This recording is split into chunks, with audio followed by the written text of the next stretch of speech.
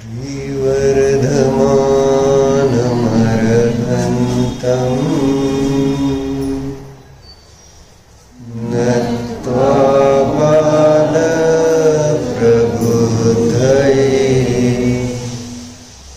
विरचते मितस्पष्ट संदर्भन्यायदीपिका। काल काय चर्चा झाली आपली नंतर मोजायचे पैसे किती आहेत, काय किती असले तर काय फरक पडणार, किती किलो आहे आणि किती नोट आहेत आणि किती हजार आणि लाख आणि करोड, काय त्या संख्येला काय महत्व आहे? सगळे आज संख्येमध्ये अडकलेले लोक, भाव काय नको आहे कोणाला. डॉक्टर सांगा काय का सांगितलं होतं काल? बरोबर आहे. काय आलं होतं त्याच्यात, कशाबद्दलचे?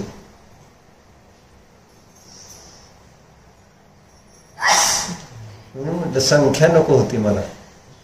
5 मधलं एक बोल जरी सांगितलं तर बरं होईल. आणि कशा संबंधीचा आणि काय म्हणून चर्चा आलते.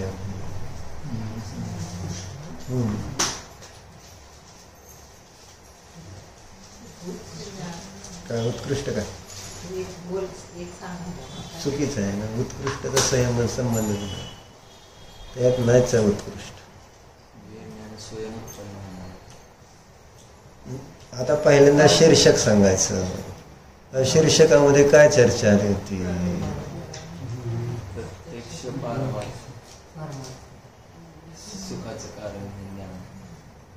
बरोबर. थोडं थोडं जरी तू नवीन आहे तरी एवढा पुरुषार्थ केला चांगला.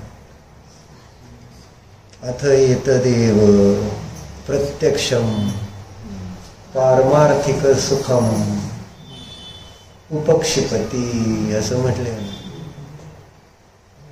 की तेच प्रत्यक्ष आता जे आता मागच्या गाथेच्या आहे ना दुसऱ्या ओळीमध्ये सांगितलं होतं.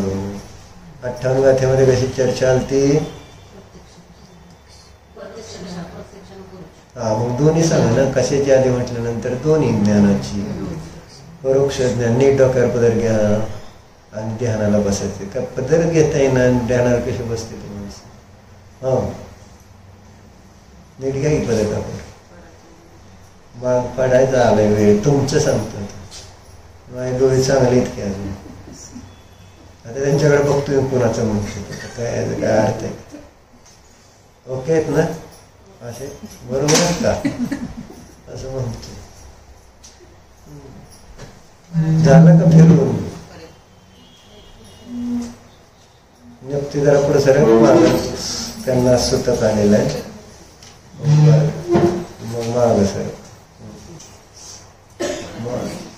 आपण आपल्याकडे बघायचं, बाहेर बघायचं नाही. कारण काय पराकडे बघितलं तर दुःख आहे.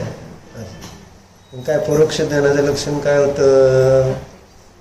जे ज्ञान परद्रव्याच्या द्वारे उत्पन्न होत जम परदो विज्ञानम तम ती परोक्षम. जे ज्ञान परद्रव्याच्या द्वारे उत्पन्न होत, पराच्या द्वारे उत्पन्न होत त्याला परोक्ष असे म्हणतात. आणि प्रत्यक्ष ज्ञान कशाला म्हटलं? जदी केवलेन नादम जीवेन. जे ज्ञान केवळ जीवाच्या द्वारे, केवळ शब्द वापरला, केवळ जीवाच्या द्वारे उत्पन्न होणार जे ज्ञान आहे त्याला काय म्हणायचं? प्रत्यक्ष ज्ञान. मग असं ते प्रत्यक्ष ज्ञान काय आहे? सुख स्वरूप आहे ना. कसलं सुख स्वरूप आहे? पारमार्थिक सुख स्वरूप आहे. हे आम्ही आता इथं सांगणार आहोत. म्हणजे प्रत्यक्ष ज्ञानालाच पारमार्थिक सुखरूपाने तुमच्या समोर ठेवतो. म्हणजे सुख सुखासाठी है ना जे आम्ही विषयांचा परिग्रहाचा संचय करत राहतो, तर ते विषय तो परिग्रह त्या ठिकाणी सुखस्वरूप नाही. तर सुखस्वरूप कोण आहे? तर ते प्रत्यक्ष ज्ञान सुखस्वरूप आहे. प्रत्यक्ष ज्ञानाला सोडून वेगळं सुख नाही. हे आता कुंदकुंदाचार्य 59 गाथेमध्ये सांगतो म्हणाले अमृतचंद्राचार्य. आणि मग त्यांनी सांगितलं, पहिलं सांगितलं जादम संयम, की ते ज्ञान जे स्वयं उत्पन्न होतं ते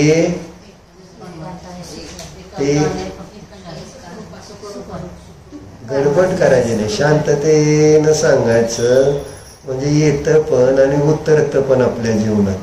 नुसतं मला सांगून काय उपयोग होईल का?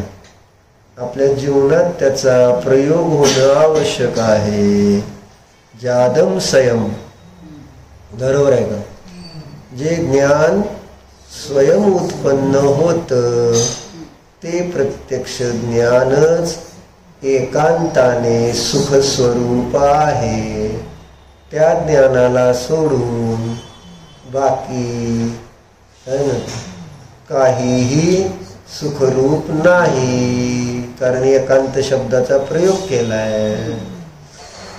त्यामुळं तसं ज्ञान नाही तर सुख नाही. कोण सुखरूप आहे एकांताने? जरी एकांताने पारमार्थिक सुखरूप ज्ञान, पारमार्थिक प्रत्यक्ष ज्ञान जे आहे ते सुखरूप आहे, तर मग काय बाकी कोणतंही सुखाचं कारण नाही. मग कसं आहे ते जे एकांताने सुखरूप असणार ज्ञान स्वतः उत्पन्न होतं, हे पहिलं पाहिलं आपण. स्वतः उत्पन्न होणार ज्ञान का एकांताने सुखरूप आहे? प्रवचन सरांन रे भैया. कारण अमृतचंद्राचार्य हेतू देऊन त्या विशेषणाला चांगल्या प्रकारे सिद्ध करतात. कारण जर समजलं तर अजून त्याच्यामध्ये आपल्याला काय मिळते? ताकद मिळते, बळ मिळतं आपल्या ज्ञानाला. आणि त्या ज्ञानामुळं आपल्या पर्यायामध्ये त्या सुखाची प्राप्ती पण होऊ शकते. पण आपलं ज्ञान म्हटलं ना इतकं नाजूक आहे की ते असंच नष्ट होऊन जाते बुडबुड्याप्रमाणे पाण्याची. कोणतं ज्ञान?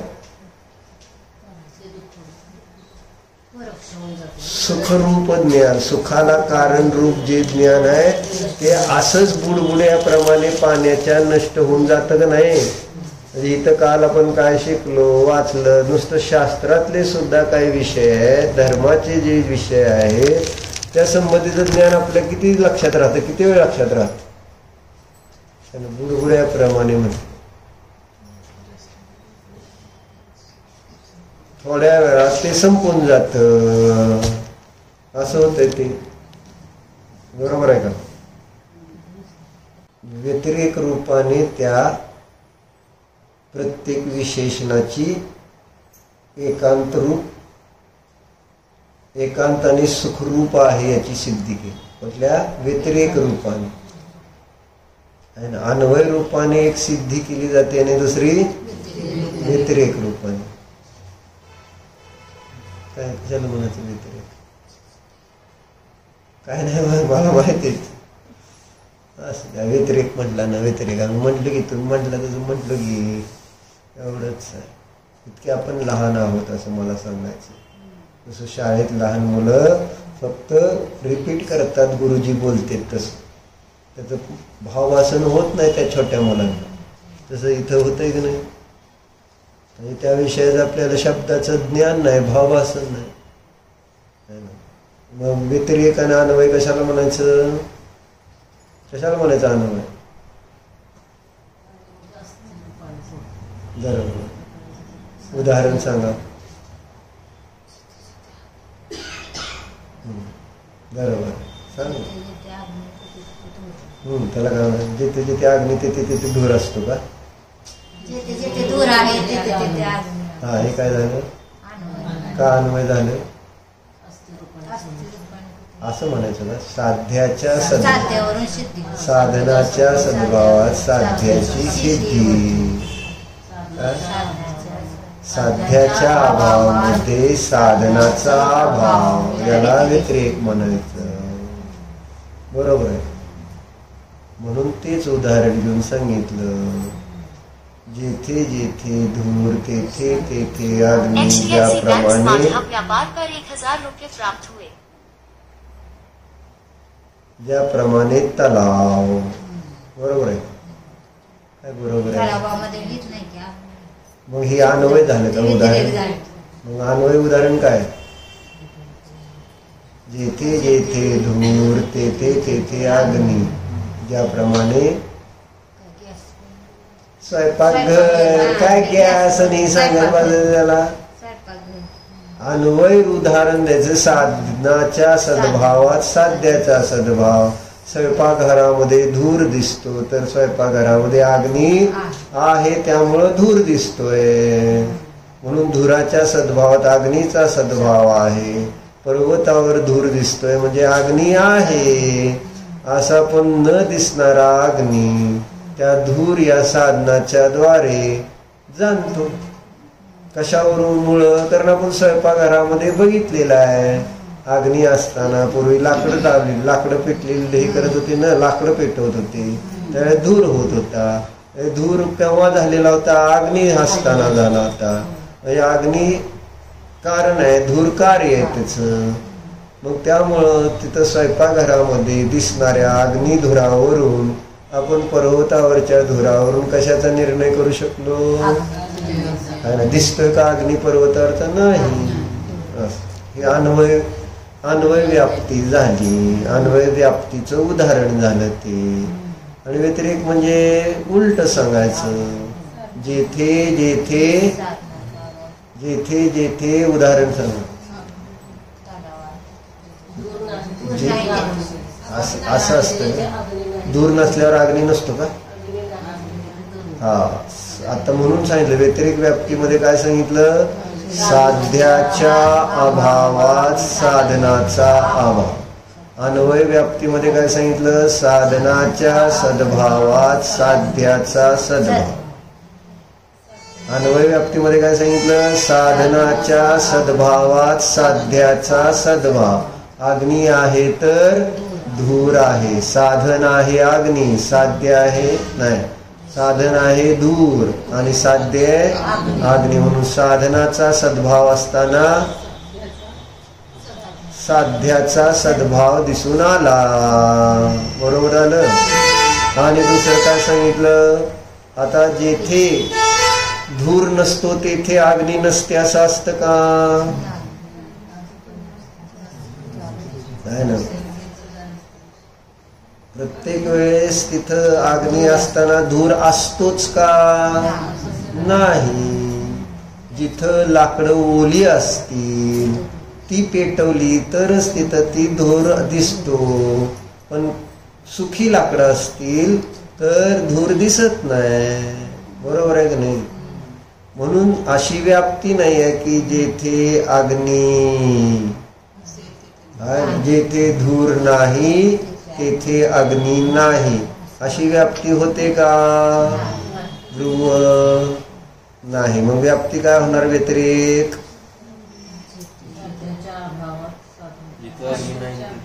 जेथे अग्नी नसणार तेथे नियमानं धूर नसणारच. बरोबर आहे. कारणच नाही तर कार्य कुठून असणार?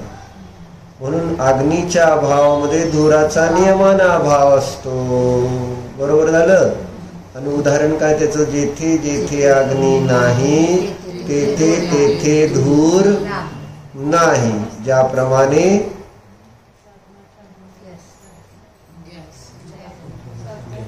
अग्नी नसते, अग्नी नसतो का गॅस असल्यावर? जेथे अग्नी नाही तेथे धूर नाही असं ठिकाण कोणतं आहे? तलाव आहे. तलावात अग्नी असतो का? मग अग्नी नाही तर तिथं तलावात धूर पण नाही आहे. बरोबर आहे. ह्याला म्हणायचं साध्य नाही तर साधन पण नाही. बरोबर आहे का? असं तर अशा प्रकारे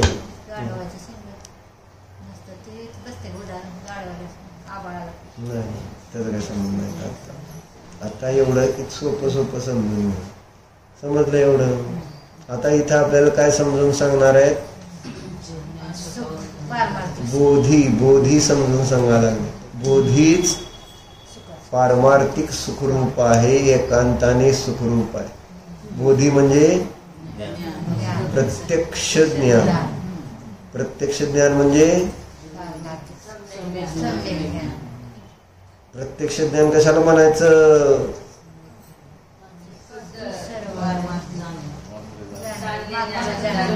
जे आत्म्याच्या द्वारे आता का जदी केवलेन नादम जीवेन असं सांगितलं नाही का?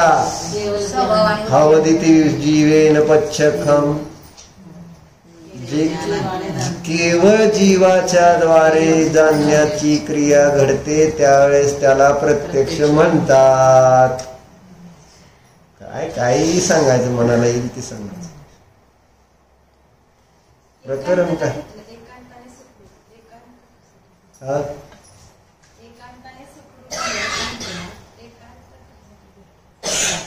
काय म्हणायचं?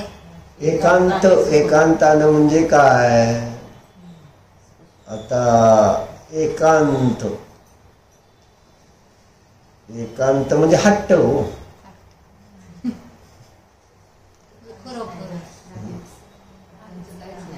एकांताचा अर्थ तिथं असं नाही आहे की त्याचा अर्थ जसं एकांत आणि अनेकांत दोन आहेत की नाही प्रकार. मग आता एकांत समजून घ्यायचं तुम्हाला तर अनेकांत समजून घ्या. म्हणजे तिथं आपण म्हणतो का नाही कथनचित जीव आहे, कथनचित जीव नाही, असा हा अनेकांत आहे. बरोबर आहे. तसं जेव्हा प्रत्यक्ष ज्ञान आहे, जे आता पारमार्थिक प्रत्यक्षाचं ज्ञान, तर तिथं कधी सुख असतं आणि कधी सुख नसतं असं आहे का? म्हणून एकांताने म्हणायचं. जेव्हा जेव्हा प्रत्यक्ष ज्ञान असणार आहे तेव्हा तेव्हा काय असणार आहे? सुखच असणार आहे ना. जेथे जेथे धर्म असणार तेथे तेथे नियमानं काय असणार आहे? का जेथे धर्म तेथे दुःख. कधी कथनचित सुख आणि कथनचित दुःख अशी त्या ठिकाणी व्याप्ती बसते काय? नाही. म्हणून जिथं असं त्या ठिकाणी दुसरा धर्म घटित होणार नाही त्यावेळेस त्याला काय म्हणायचं? एकांताने. मग इथं ज्या ज्ञानाची चर्चा आचार्य करायला लागले ते कोणत्या? पारमार्थिक प्रत्यक्ष ज्ञानाची है ना, स्वभावरूप ज्ञानाची, सम्यक ज्ञानाची, केवल ज्ञानाची चर्चा करायला लागलेली. की जे केवल ज्ञान आहे तेच पारमार्थिक सुखरूप आहे. मग ते केवल ज्ञान कथनचित पारमार्थिक सुखरूप आहे आणि कथनचित दुःखरूप आहे असं त्या ठिकाणी अनेकांत घटित होतो का? मग तेव्हा काय म्हणणार? याला सम्यक एकांत म्हणायचं. त्याला काय म्हणायचं? है ना. म्हणजे हे केवल ज्ञान जे आहे किंवा प्रत्यक्ष ज्ञान आहे ते पारमार्थिक सुखरूपच आहे. याच्यात अनेकांत कसा घटवणार? घटवणार. प्रत्येक वाक्य अनेकांतात्मक असेल तर घटणार.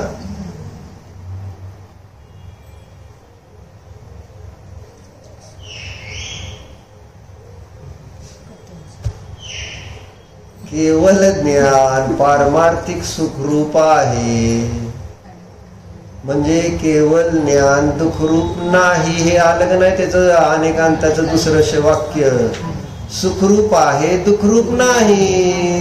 सम्यक दर्शन ज्ञान चारित्र मोक्ष मार्ग सम्यक दर्शन ज्ञान चारित्र मोक्ष मार्ग आहे. ही एकांताने का अनेकांताने?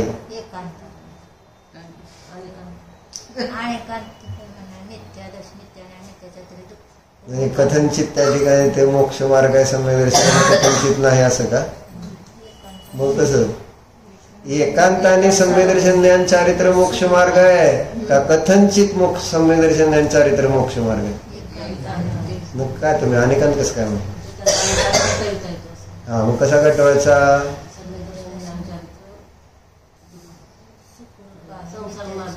बरोबर.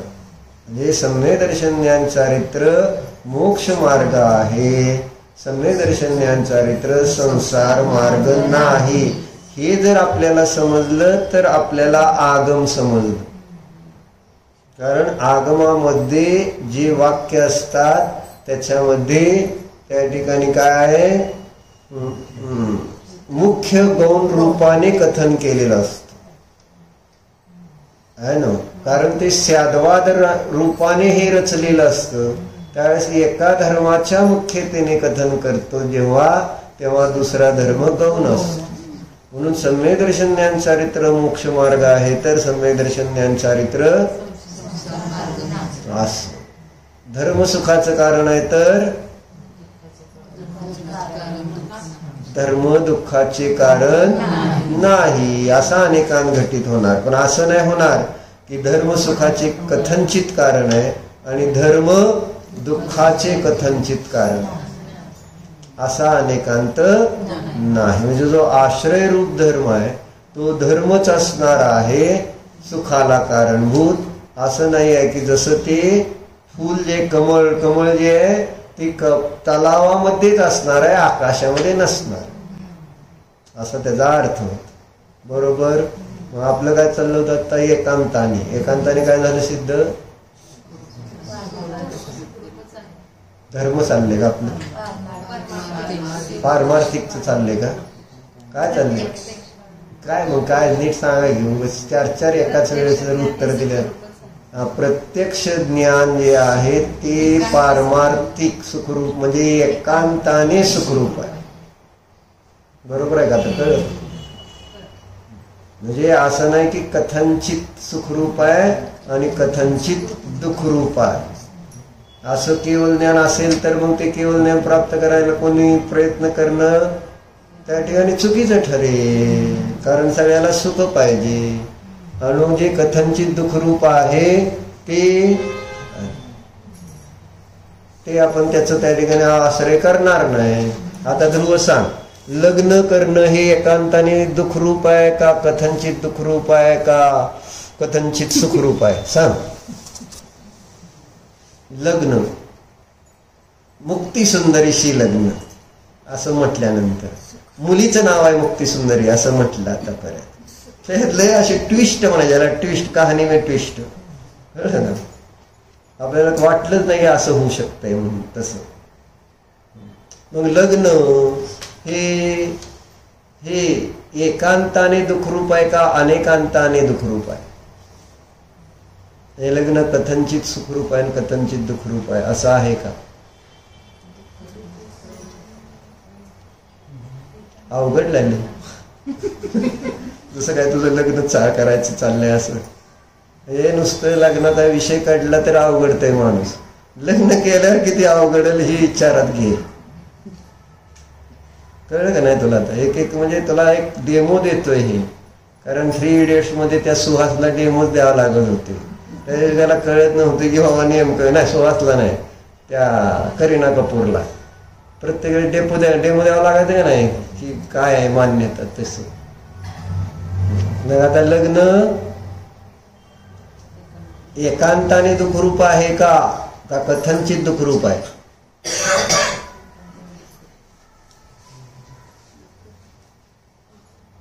कसं मग मोक्षाला जाणार तुम्ही?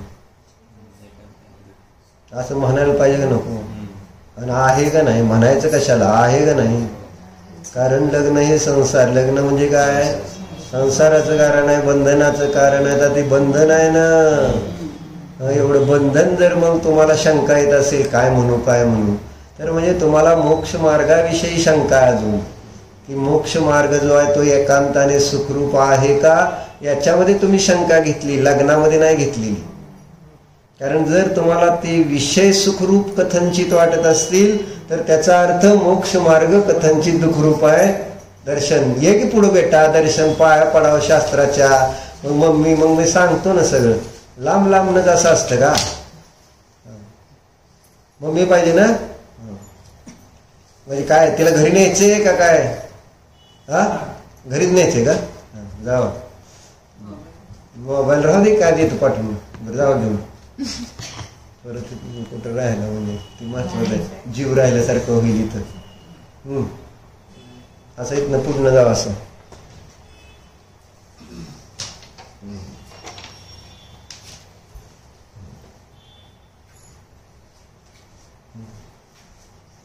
अरे संसार संसार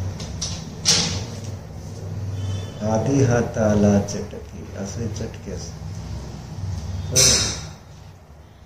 माणसाला कुठे. मग कसं काय सांगत होतो, असं श्रद्धांतर करायला पाहिजे का नको? आणि श्रद्धान म्हणजे नुसतं म्हणणं, याचं नाव श्रद्धान नाही.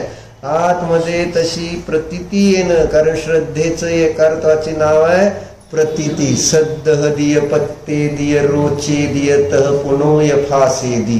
हे सगळे श्रद्धानाचे एकार्थाचे शब्द आहेत. श्रद्धान करणे, काय करणे? प्रतीती करणे, रुची करणे, स्पर्श करणे आहे ना, हे सगळे एकार्थवाचे शब्द आहेत. कळलं का? श्रद्धान पाहिजे कशाचं? कशाचं? हा, आणि धर्म करणे एकांताने सुखरूप आहे. दोन्ही पाहिजेत रे डोक्यात. नुसतं ते दुःखरूप आहे, मग ते दुःखरूप आहे म्हणून ते केलं नाही, आणि धर्म जर सुखरूप आहे न समजलं तर ते पण सुख गेलं आणि हे पण सुख गेलं, आणि मग हाती आलं धुपाटणं कुठलं तरी ते. म्हणून अनेकांताने सगळ्या गोष्टी जर लक्षात घेतल्या तर आपण आपल्या कार्यामध्ये सफल होऊ. नाहीतर ते दुःखरूप आहे हे जर मानलं, बरं दुःखरूप आहे, पण आता पुढं सुखरूप काय? जर काहीतरी दुःखरूप आहे तर काय सुखरूप आहे याचा निर्णय नको. म्हणून दोन्ही श्रद्धेमध्ये व्यवस्थित पाहिजे की मी परद्रव्य नाही आणि मी ज्ञान दर्शन स्वरूपी आहे. या दोन्ही गोष्टीचं श्रद्धान लागेल. मी परद्रव्य नाही एवढं म्हणून मोक्षाला जात नाही, आणि मी आत्मा आहे एवढं म्हणून पण मोक्षाला जात नाही. पॉइंट लक्षात आला का? काय? हा, मग काय दोन्ही? मी आत्मा आहे एवढं म्हणून मोक्षाला जाईल का?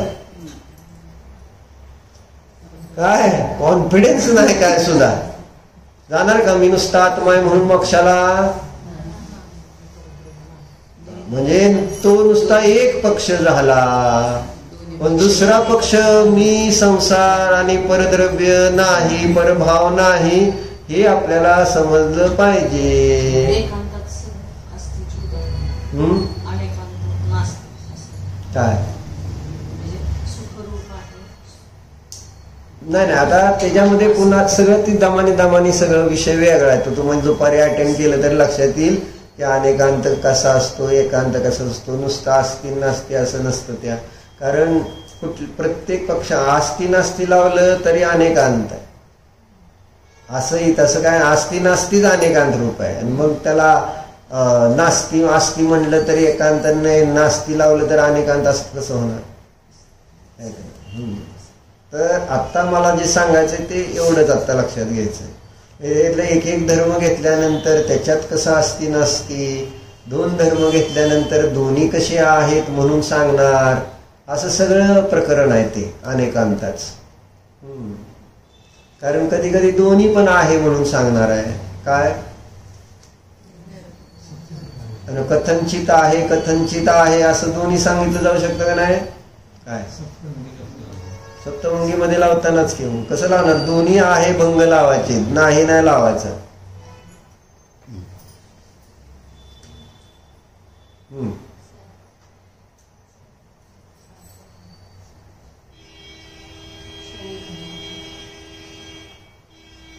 नीट सांगा की. मग आता दोन कशी सांगणार? वस्तू स्यात नित्य आहे, वस्तू स्यात अनित्य आहे, असं आहे. असं ते त्याला म्हणे सह अनेकांत, क्रम अनेकांत, असे ते सगळे स्वरूप दुपारी चर्चेत जे येते ते समजतील जर आहे ना, धीर धरावा लागेल.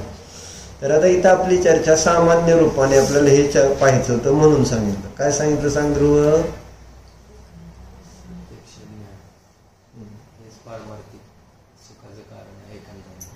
आणि पुढं काय? लग्न हे एकांताने दुःखाचं कारण कोण सांगणार?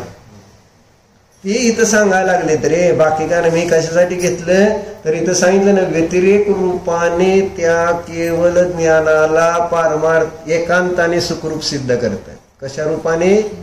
व्यतिरेक रूपाने. टीकेमध्ये अमृतचंद्र आचार्यांनी तिथं जे आहे ना, कोणतं ज्ञान जे स्वयं उत्पन्न होणारं ज्ञान एकांताने सुखरूप आहे, तर पराच्या द्वारे उत्पन्न होणारं ज्ञान एकांत कोणी शब्द लावायचा? काय सगळ्या गोष्टी अवघड आहेत ना. काय पाहिजे? काय झालं? काय दोन्ही पण आहे? काय दुःखरूप पण आहे? म्हणजे पारमार्थिक प्रत्यक्ष ज्ञान, व्यतिरिक ज्ञान, स्वयं उत्पन्न होणारे ज्ञान एकांताने सुखरूप आहे आणि परद्रव्याच्या द्वारे उत्पन्न होणारे ज्ञान एकांताने दुःखरूप. बरोबर. आता त्याद्वारे हे 5 विशेषणाला सिद्ध करतात. म्हणजे व्यतिरेक मुखाने. आता बघा वाचतो म्हणजे तुमच्या लक्षात येईल. म्हणजे हे क्लिअर व्हायला पाहिजे ना. कारण काही गोष्टी आता जसं आपल्याला सांगितलं सम्यदर्शन ज्ञान चारित्र मोक्ष मार्ग आहे, कळत नाही ना, आहे ना. म्हणजे आस्ती किंवा गुण जे आहेत ते आपल्याला समजत नाहीत.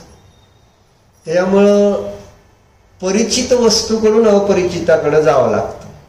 म्हणून आचार्यांनी जेव्हा जीवाचं स्वरूप सांगितलं त्यावेळेस कसं सांगितलं? ज्ञान स्वरूपी आहे म्हणून नाही सांगितलं. कसं सांगितलं? नाही, जीवाचं स्वरूप सांगायचं आपल्याला. आपल्याला आता सरळ सांगितलं ज्ञान स्वभावी आहे असं तर कळत नाही. म्हणून कसं सांगितलं? जीवाचं स्वरूप असं सांगितलं. बरोबर आहे की? रसमरूपम गंधम अवत्तम चेदना गुणम सद्दम ज्ञान अलिंग गहनम जीवम निदिष्ट संठान. याच्यामध्ये 7 जी विशेषण जीवाची दिली. लक्षण आहेत का नाही? 5 परमागमामध्ये धवलामध्ये आलेली गाथा आहे का नाही? तुम्ही लिहून काढली ना 172 गाथा. मग त्याच्यामध्ये 7 विशेषण दिली. ती नास्ती रूप आहेत जीवाची आणि एकच विशेषण आस्ती रूप आहे. किती आहेत? एकूण 8 आहेत का त्याच्यात? मोजली का? मोजा. अरस, अरूप, अगंध, काय झालं?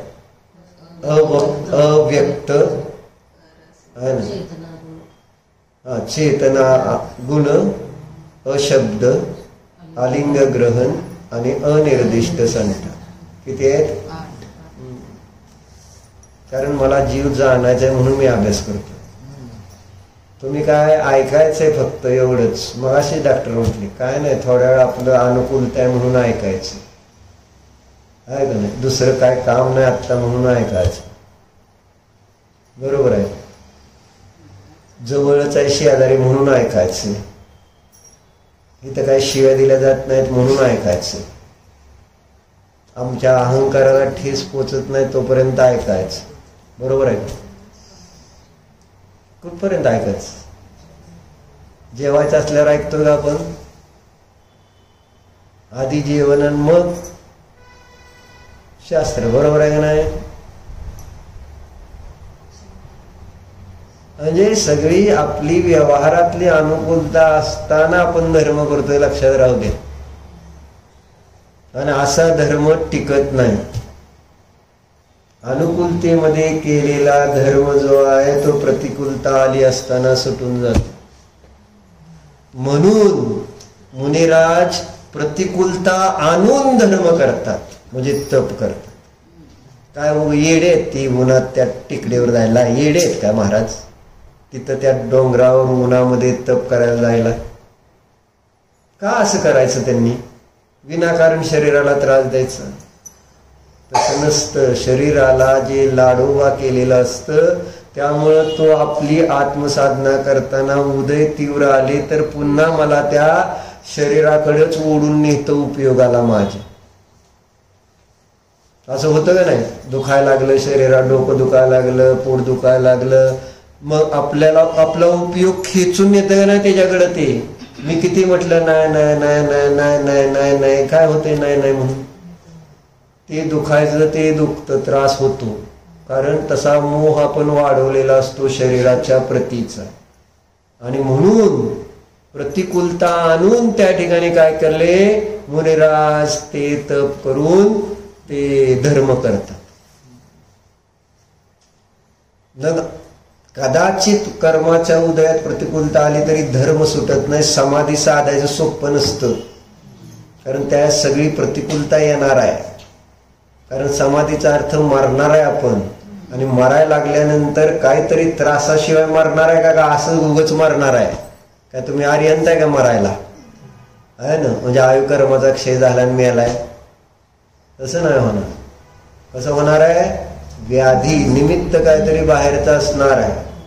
नो कर्म काहीतरी बाहेरचं डॉक्टर असणार आहे मरताना, का नसणार आहे? बाह्य नो कर्म आहे. आर्यंतांना बाह्य नो कर्म तसं नसतं, ते आयुकर्म संपतं. आहे. पण इथं आमच्यासारख्या संसारी जीवांना काहीतरी बाहेरचं निमित्त राहणार, आणि त्या निमित्तामध्ये काय होईल?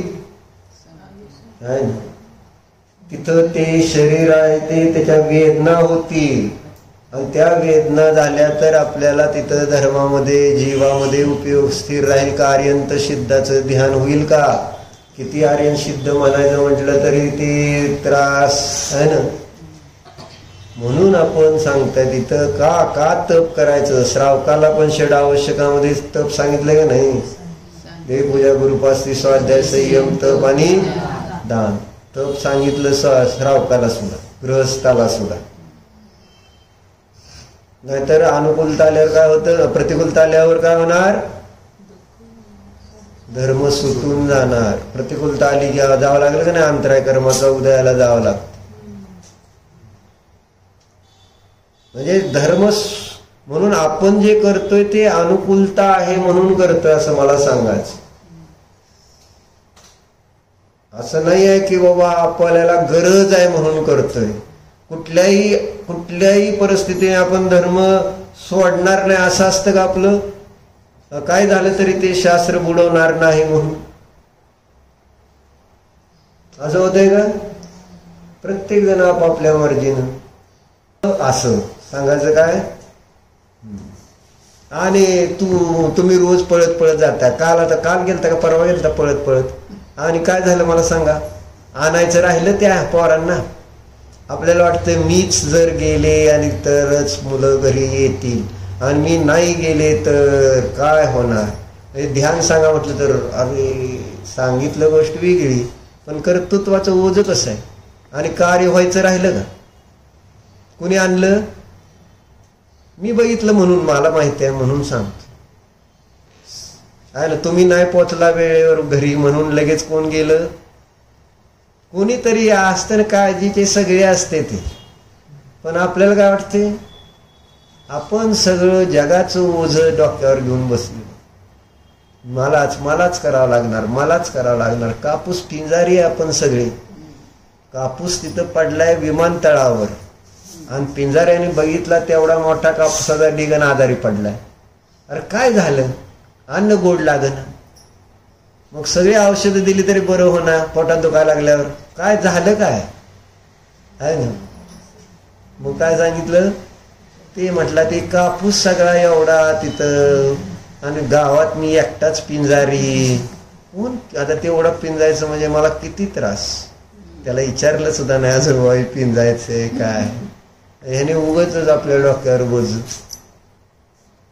कार्य विकल्पों से नहीं होता, मूर्ख व्यक्ती बोजाड होता. डोक्यावर पदर घ्या, पदराचं ओझ सहन होईना आणि बाकी सगळे विकल्पांचं ओझ घेऊन डोक्यावर फिरते. ते पदराचं ओझ जास्त आहे का विकल्पाचं ओझ जास्त आहे? न विकल्प काढा न डोक्यावरनं, डोक्यातनं. पदर पडण्यापेक्षा विकल्प पडलेले बरे ना. पदर पडला तर दुःख होईल आणि विकल्प पडले तर आनंदी होता. बरोबर आहे का? पण आपण काय पाडतोय? म्हणजे काय पाडतोय आपण? सुखाला नष्ट करतोय आपण. आपणच करतो. कळलं काय? काय सांगत होतो मग मी? काय सांगत होतो?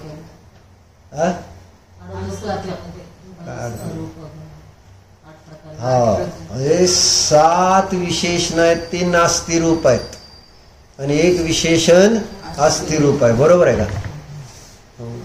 असं द्या आता उद्या बदलू. 7 विशेषण नास्ती रूप आहे का नाही? म्हणजे जीव रस नाही, जीव गंध नाही, जीव स्पर्श नाही असं सांगितलं का नाही? सगळं का सांगितलं? तसं का सांगितलं? कारण मला स्पर्श परिचित आहे, रस परिचित आहे, गंध परिचित आहे आणि मी जीवाला स्पर्श मानतो, रस मानतो, गंध मानतोय, शब्द मानतोय. ही प्रॉब्लेम आहे आपल्या. कारण आपण जेवायला बसलो तर आपण जीव असतो का रस असतो? काय असतो ध्रुव? असताना बदलत नाही वस्तू स्वभाव. हे कालच सांगितलं होतं. खांब खांबच राहणार आहे, जीव जीवच राहणार आहे. वस्तू स्वभाव कोणी बदलू शकणार नाही. जीवाला अजीव करू शकणार नाही, अजीवाला जीव करू शकणार नाही. ही ताकद जिनेंद्र देवात पण नाही. ती सोडाच.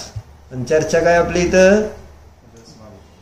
जेवायला बसल्यानंतर आपल्याला काय वाटतंय? जीव आठवतो का रसच सगळा? जीव म्हणजे कारण त्या रसामध्ये इतका गुंतलेला असतो की त्याच्यामध्ये जीव हरवून जातो. चांगला रस तर सुख आहे आणि खराब रस तर दुःख आहे. अशा पद्धतीनं जेवतो. म्हणून तिथं सांगितलं बा तू रस नाहीस. परिचय रस रूपाने, परिचय गंध रूपाने मला आहे ना. चांगला गंध तर आहे ना मी सुखी, व खराब गंध तर मी दुःखी. बरोबर आहे? म्हणजे जीव गंध आहे. म्हणजे हे सगळं शिकायचंय ध्रुव. आपल्याला शिकायचं नाही, श्रद्धान करायचंय. तर आपण या सगळ्या दुःखातून मुक्त होणार. नाही तर अशाच अवस्था प्राप्त होत राहतील आणि परत परत तशा प्रकारचं दुःख भोगावं लागलं. सुटायचंय का नाही हे ठरवा आता. कारण हे संधी परत मिळत नाहीत. किती बोधी दुर्लभ भावना सांगितलं ना. काय सांगितलं? चंदनाचं वृक्ष जर राखेसाठी जाळलं तर ते कशाप्रमाणे? धर्म मिळून सुद्धा विषय भोगामध्ये त्या ठिकाणी रमला तर ते चंदनाचं वृक्ष जाळल्यासारखं होईल. म्हणून नीट आपण अभ्यास करून श्रद्धान बनवायचं. कोणाचं? धर्माचं श्रद्धान पक्क करायचं. चला आता काय चाललंय तर जे आपल्याला सांगतायत आचार्य काय सांगते? प्रत्यक्ष ज्ञानच एकांताने सुखरूप आहे हे सांगायला लागलेत ना. मग पहिलं विशेषण काय दिलंय त्याचे? हा ना, स्वयं उत्पन्न होणार ज्ञान. हे पहिलं विशेषण दिलंय ना. मग आता कसं सांगितलं बघा. वाचू का? आता पहिल्यांदा 5 विशेषण सांगतायत एकांताने सुखरूप प्रत्यक्ष ज्ञान का आहेत हे टीकेमध्ये सांगितलं बघा. स्वयं जातत्वात म्हणजे अनुमान वाक्य लिहायचं. काय अनुमान वाक्य होणार? हा पर्वत अग्निमान आहे धूर असल्यामुळे. हे अनुमान वाक्य असं लिहायचंय. अनुमान वाक्यामध्ये काय यायला पाहिजे? आपल्याला काय कुठं सिद्ध करायचंय, काय सिद्ध करायचंय आणि कशाच्या द्वारे सिद्ध करायचं. बरोबर आहे. आणि अग्नी कोठे सिद्ध करायचा आहे? पर्वतावर. पर्वत झाला पक्ष. काय सिद्ध करायचंय? अग्नी सिद्ध करायचंय. आणि कशाच्या द्वारे सिद्ध करायचंय? हा, 3 गोष्टी लक्षात आली की अनुमान करता येत आपल्याला वाक्य तयार. काय काय? कोठे, काय आणि कशाच्या द्वारे. आता इथं सांगायचंय आपल्याला कोठे, काय आणि कशाच्या द्वारे. बरोबर आहे. मग काय सिद्ध करायचं इथं पहिल्यांदा सांगा. अभिजित काय सिद्ध करायला लागले त्या गाथेत? थांबा, अभिजितला मी प्रश्न विचारलाय, कोणी बोलायचं नाही. बोललं तर हातातली बांगडी काढून घेईन. ज्याची सोन्याची. तुम्ही काय देऊन टाकताल कचकड्याची? सोन्याची वस्तू असेल तर काढून घेईल, ना तर घरी जाऊ देणार नाही. हा, काय सिद्ध करायचं इथं आचरण गाथेत? का तुम्हाला आजच्या दिवस टाइम देऊ अनुमान वाक्य तयार करून आणायला? तुम्ही सांगायचं नाही असं मी विचारतो. मला सांगा म्हणलं सांगितलं. तुम्हाला म्हटलं ना जरा प्रज्ञा परिषद सहन जय करायला शिकत जा. प्रज्ञा म्हणजे ज्ञान, म्हणजे विशेष ज्ञान जे असतं आपल्याकडे क्षयक्षम, त्याच्यावर सुद्धा विजय मिळायला लागतं. कारण तो पण एक परीक्षा आहे. मला येतंय पण मला गप बसायचं. सोपं असतं का मला सांग? येत असताना गप बसणं फार अवघड असतं बरं का. म्हणून माणूस असं आतनं असं उड्या मारतो. मी मी मी मला कधी एकदा सांगतोय असं. मी तुम्हाला विचारलं होतं, मग का सांगितलं? पुढचा विषय आज येणारच नाही ना. दमानी दमानी जायचं आपल्याला. पुढं काय? इथं थांबून श्रद्धा झाली मोक्षाला जाणार. पुढं काय नाही आहे. म्हणून म्हटलं तुम्हाला मोक्षाला जायला म्हणून परमिशन नाही. तुम्हाला मोक्षाच्या पुढे जाणार तुम्ही आणि मग फार अवघड होईल वस्तू व्यवस्थेला. झाले की आता मोक्षात पोचलो की आम्ही. आता पुढे चला, पुढे सांगा काय करायचं. पुढं काय करायचं? मोक्षाला गेल्यावर द्यायला काय सांगायचं, पुढं काय करायचं? फार मग मग आमची पंचायत होईल. म्हणून आम्ही गडबड करतो. आम्ही पोचलो की मोक्षाला, आता पुढचं काम सांगा. ही प्रतियोगिता झाली, ती प्रतियोगिता झाली, पुढची पुढची पुढची, असं चालले का हे? एकच आणि मस्त. तिथंच आपलं मोक्ष झालं पाहिजे, परिपूर्णता प्राप्त झाली पाहिजे. तर तुम्हाला आता सामान्य तर कळलं नाही एवढं की काय करायचं आपल्याला. आज आता अष्टमी आहे, मी पण बोलणार नाही जास्त. तर त्यासाठी तुम्हाला घरचा अभ्यास आहे की उद्या तुम्ही या गाथेमध्ये काय सिद्ध करायचंय, कोठे सिद्ध करायचंय आणि कशाच्या द्वारे सिद्ध करायचे, हे 3 प्रश्न उत्पन्न करून त्या अनुमान वाक्य तयार करायचं. ओके ओके, असं करायचं.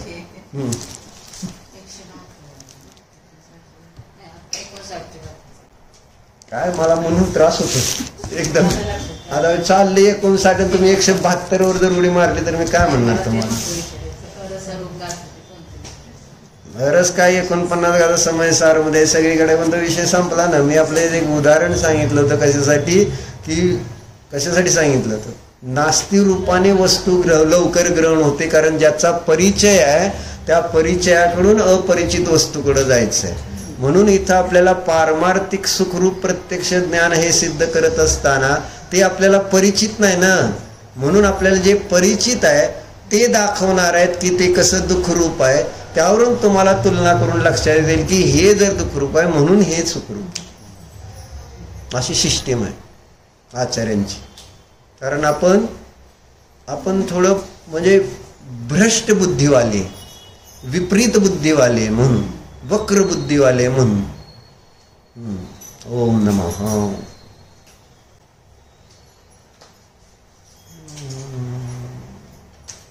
चांगले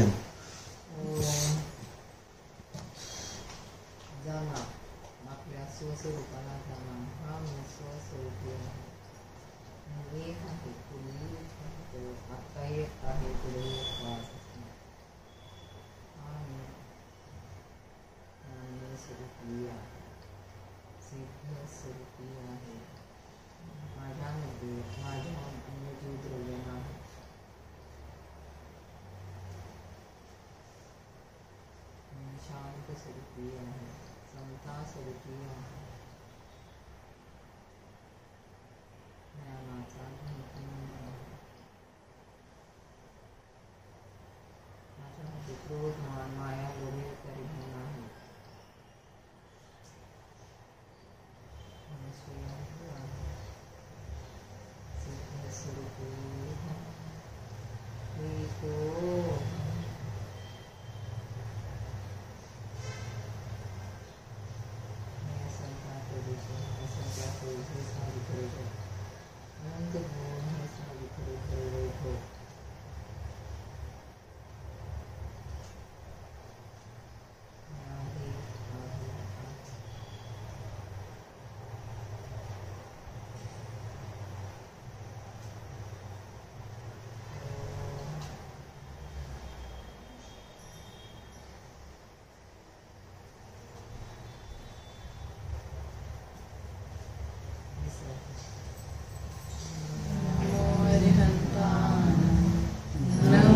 सिद्धानं नमो आयर्यानं नमो वज्रायानं नमो लोहे सवसाहुं नमो अरिहन्तानं नमो सिद्धानं नमो आयर्यानं नमो वज्रायानं